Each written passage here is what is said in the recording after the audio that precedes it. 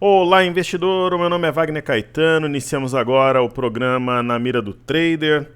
Hoje, dia 30 de março de 2020, 11 horas e 49 minutos. Uma manhã quente, porém nublada aqui em São Paulo. A gente tem esse cenário nublado em todos os sentidos, né?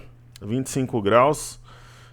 Muita gente aí em quarentena, porém outras pessoas trabalhando nos supermercados, os caminhoneiros, o pessoal do transporte, também postos de gasolina, lojas de conveniência, o pessoal da indústria, né, onde eu trabalhei em torno de 10 anos, então a construção civil, eu olho aqui pela janela, vejo o pessoal em algumas obras, que tenhamos muita fé, muita força para superar esse momento turbulento que vivemos. Pessoal, nós oferecemos inúmeras iniciativas gratuitas, né? Agora mais cedo eu mandei o informe cenário, também me comuniquei com o grupo gratuito do Telegram.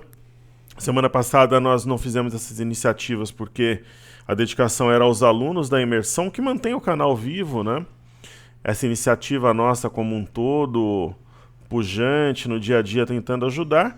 E tenha Seja Bem-vindo à Bolsa, que é um treinamento completo, gravado em estúdio, qualidade digital de som e imagem, que pode ser útil principalmente para quem está começando na renda variável. Então vamos lá, vamos falar das bolsas internacionais e depois chegar aqui no mercado doméstico. Nós temos, né, um cenário bastante heterogêneo, né, mundo afora. Só que mesmo com o número recorde, Estados Unidos, mesmo ocorrendo na Espanha e Itália, né, no que se refere ao coronavírus, inclusive eu deixei aqui separado, né, o número de casos, né, se você clicar de hora em hora aqui, o número sobe muito. Né, Estados Unidos hoje já tem de longe o maior número de casos, a 144 mil. E o mercado mostrou algum grau de maturidade, né, algumas bolsas subindo, outras caindo, diferente de outras segundas-feiras, que abria caindo 6, 7%, 5%, circuit breaker nos futuros americanos. Aparentemente nós temos um cenário um pouco mais próximo da normalidade. Então, estudando, por exemplo, a bolsa de Xangai, a bolsa da China principal, a gente percebe que houve realmente uma formação de topo duplo com rompimento falso aqui no dia 5/3. Existia um eixo aqui no dia 28 de fevereiro. E a bolsa de Xangai desceu até a base da figura, um M, um topo duplo. E agora ela parece, né, que tem um rompimento falso desse fundo, quer formar aqui um pivô, fechou esse gap.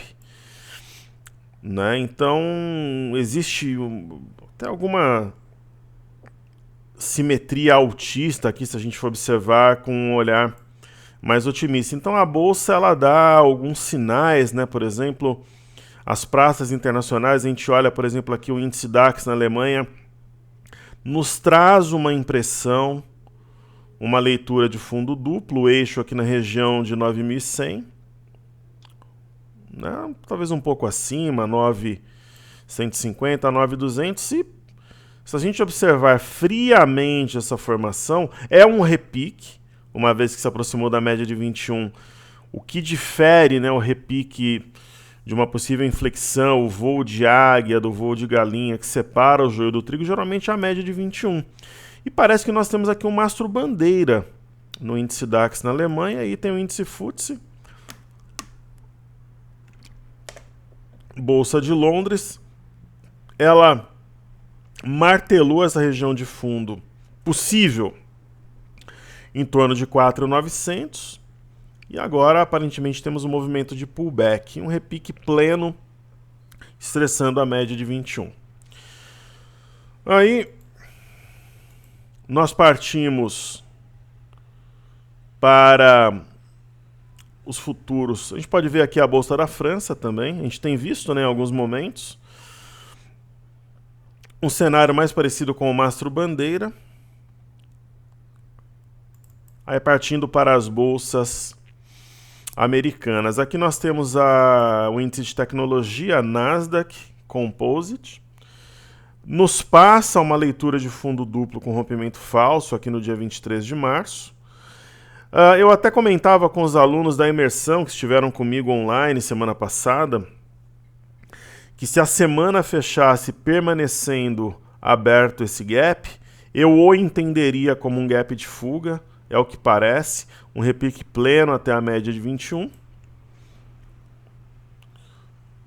E aqui, né, o gap também naturalmente aberto no índice S&P, as 500 maiores empresas americanas, e o que vai separar um repique de uma provável inflexão, pacote de 2 trilhões de dólares aprovado pelo Congresso americano, seria realmente a média de 21 e a máxima da semana passada.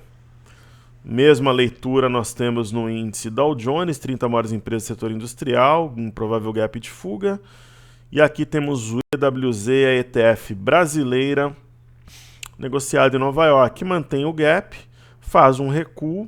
Se romper 26,46, eu acho que a gente vai levar a média junto, porque seria um desenho de pivô de alta, que com base na análise técnica clássica é uma forma do mercado reverter. A análise técnica clássica defende como a reversão é através de um pivô. Eu discordo, pode ser através de uma simetria em U, pode ser uma simetria em V, mas o pivô é a mais clássica, mais técnica, digamos assim. Nós temos o VIX, que é o índice de volatilidade da S&P, o índice do medo. Ele tem caído, a gente percebe um zigue-zague descendente aqui, acho que assim deve perdurar, minha opinião. Temos o DXY, que é o dólar contra uma cesta de moedas, caiu fortemente, agora faz algum cenário de repique por aqui. Assim como o USD BRL, que a galera do Forex usa, inclusive, né, nós temos acompanhado também, tem um sinal de forte reação, uma orientação de compra, né? A gente observa no J20 que poderíamos ter uma ilusão aqui de topos mais baixos para perda de 4,985 e desabar o dólar, mas ele rompe a LTB e mostra sua fúria. Na verdade, não é nem força, e rompeu um pivô assim com 1,28, atraído por esse gap, né? E impressionante o movimento da divisa. Perfeito. Aqui dos índices internacionais, eu creio que seja isso, né? Falamos da Europa, da Ásia, bolsas americanas, e acho que a gente pode partir aqui para o mercado doméstico. Falemos da Via Varejo, né? A gente tem acompanhado aí como elemento, né? Eu ainda tenho alguma posição, mas boa parte nós realizamos, né? Isso foi avisado durante os vídeos. Olha, será que vale aquela máxima? Uma coisa é comprar 17, uma coisa é comprar 4, 5 reais? Talvez, né? Ela dá uma ideia de uma pinça de fundo. Houve um rompimento de pivô a 5,85, mas ela mostra aí uma movimentação um pouco errática, mas eu acho que o online deve ter crescimento na própria quarentena. É claro que o faturamento das empresas vai diminuir muito, ela tem lojas físicas, mas para quem tem esse médio prazo, acho que vale a aposta, especialmente porque tem esse gap aberto, e eu tomaria ainda como base o 5,85 para quem gosta de rompimentos. Aí podemos falar do IFNC, o índice do setor financeiro, né, que resume os principais bancos. Eu acho que se eu tivesse que apontar nesse momento um setor mais promissor, seria um dos primeiros, se não fosse o primeiro. E o que a gente percebe no FNC? Temos uma leitura de pinça, passa uma ilusão de simetria favorável à compra. É possível, para quem tem imaginação, digamos, mais fértil, mas é algo que eu não estou falando de uma forma irônica, é que quando você tem um cenário tão volátil, né, às vezes você fala, caramba, mas tem um desenho aqui de um possível oco invertido. O mercado ele vai normalizando e os padrões devem ter a sua eficácia, né, digamos assim, aproximando-se da normalidade. E por que não poderíamos entender também como um fundo, topo, fundo e um possível pivô de alta se romper 8825 aqui, que seria uma inflexão, algo, né, muito notável, uma vez que esse setor tem peso no índice. Aí podemos falar do DI, DI1F25. E pessoal, aguardem uma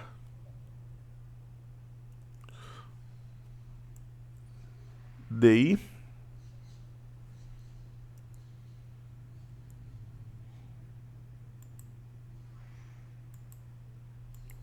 Teremos uma mega surpresa para a galera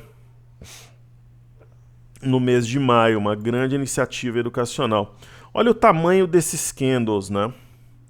Então aqui houve uma formação em V, é o V invertido, os juros devem continuar em queda. Isso daqui é o famoso V. Só que ele está invertido. Então, apesar de estarmos numa região de forte presença compradora por causa desse topo, eu acho que ele vem no 6.500 aqui. Opinião minha. Aí temos YouTube.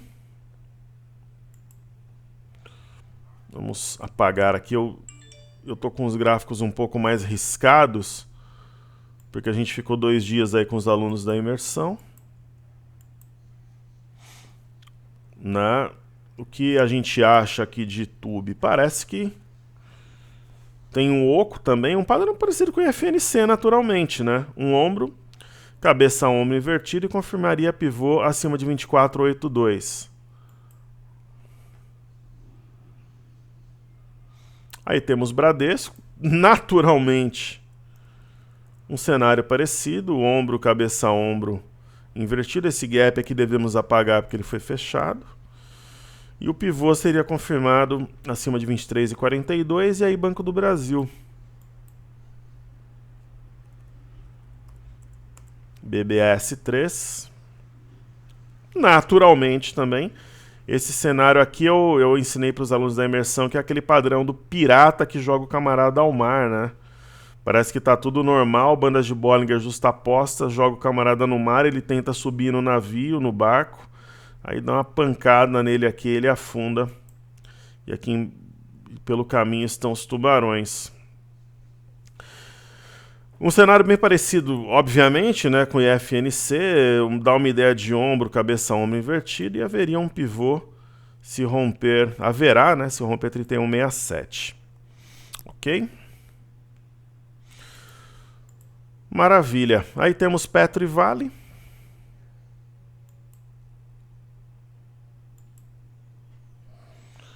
Petro 4, pessoal, ela tem trabalhado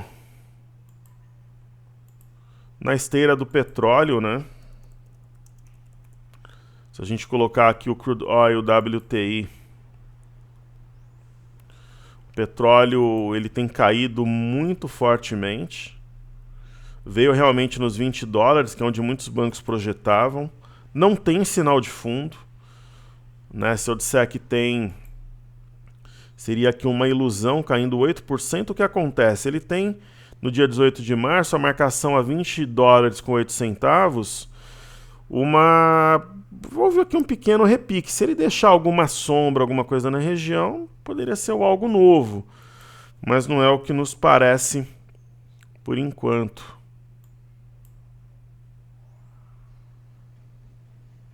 E aí nós temos o Brent, já perdendo essa região de fundo, caindo 12,58. Então, ao petróleo não é um cenário favorável. Então, por exemplo, hoje, se eu fosse montar uma carteira, a Petrobras não seria uma prioridade, a não ser que ela rompa os R$15 e faça um pivô. né? Aí temos Vale a seguir.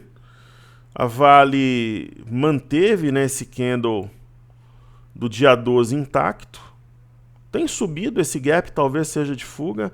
É uma situação que remete à compra, né, como a maior parte dos ativos que a gente acompanha nesse momento. E a partir de amanhã eu vou começar a fazer, mesmo a gente não está fazendo os pedidos do YouTube, mas eu vou fazer 5 ativos por dia que eu vou escolher, de repente, setor. Isso vai ocorrer a partir de amanhã, ok? Ou eu pego aleatoriamente alguns destaques que estão mais caindo, subindo e tal. Certo? E aí a gente deve falar a seguir do BOVA11. Não, o BOVA11 aqui eu deixei... Eu nem vou mudar agora, colorido pelas bandas de Bollinger, né? Estava dando explicação aos alunos também. Qual que é a nossa leitura? Parece que nós temos um fundo duplo, né? O eixo desse fundo duplo, que é o W, seria 69,75. As últimas 3 sessões, nenhuma delas trabalhou abaixo desse patamar. E está ancorada na média de 5 aqui, teoricamente um cenário de continuidade de recuperação. A decepção viria por conta da perda de 70 com 22. Aí nós teríamos um pivô de baixa, mas ainda poderia segurar no 69,75, 70 reais aqui. De repente até uma oportunidade, se houver uma correção. Aí temos o Ibov, né, um cenário parecido, fundo duplo. Repicou até a retração de 61,8. Ainda abaixo da média de 21, que separa o joio do trigo. Mas talvez martelando aqui em torno de 72,285. Um suporte para depois romper 78,850 e fazer um pivô de alta. Acho possível, né? O cenário otimista que nós temos nesse momento. No caso do mini índice, remete a um ombro, cabeça, ombro invertido. Um ponto, por exemplo, eu acho difícil, a não ser que exista algo muito esdrúxulo nesse momento, mas o mini índice trabalhando abaixo de 72 mil pontos. Tem o 72,385 aqui, que nos parece, né? Se houver um retorno por aqui, ser oportunidade. A gente pega a correção, ó, 72,215, 72,500 e hoje 72,820. E aí, quando você traz no intraday, é um cenário já um pouco mais confuso. Porque, por exemplo, aqui nós tivemos um oco, não vingou, subiu. Então, foi uma pegadinha com os vendedores aqui. Aqui, por exemplo, nós tínhamos um ombro, cabeça, ombro invertido, não vingou. Olha que interessante, ó. O mercado fez um padrão de ombro, cabeça, ombro inclinado. Na verdade, não era invertido, era o padrão, porém, ele era inclinado. Ele parecia que iria se desenvolver, ou como diria o poeta, desenvolver-se-ia. Mas o mercado até corrigiu, só que ele ficou enrolando aqui e, na verdade, formou um oco invertido. Aí essa leitura, ela já é mais altista, correto? Só que aí tem um porém. E é normal, né? Um cenário confuso, vendedores estudando compradores. Aí você tem esse cenário aqui, só que ao mesmo tempo você tem um canal de baixa e está na parte alta, então é realmente um cenário confuso. Talvez um retorno até 72, 73 mil pontos justifique uma compra, porque aí ele martelaria essa região e não viria na parte baixa, né? Haveria uma proteção pelos 72,385, 72,200, essa região aqui. Ok, pessoal? Então é isso. Se você puder deixar o like, eu agradeço. Compartilhe o vídeo, atue na área de comentários, que a gente deve liberar logo logo, né? Conforme a gente conseguir. Hoje não vai estar liberado, mas em breve sim, já vai apaziguando o suporte, porque a gente teve a imersão, o pessoal tem dúvida, aquela coisa toda, mas logo voltaremos aí à normalidade com os comentários liberados também. Espero que o conteúdo seja útil, uma ótima semana, meu muito obrigado, valeu!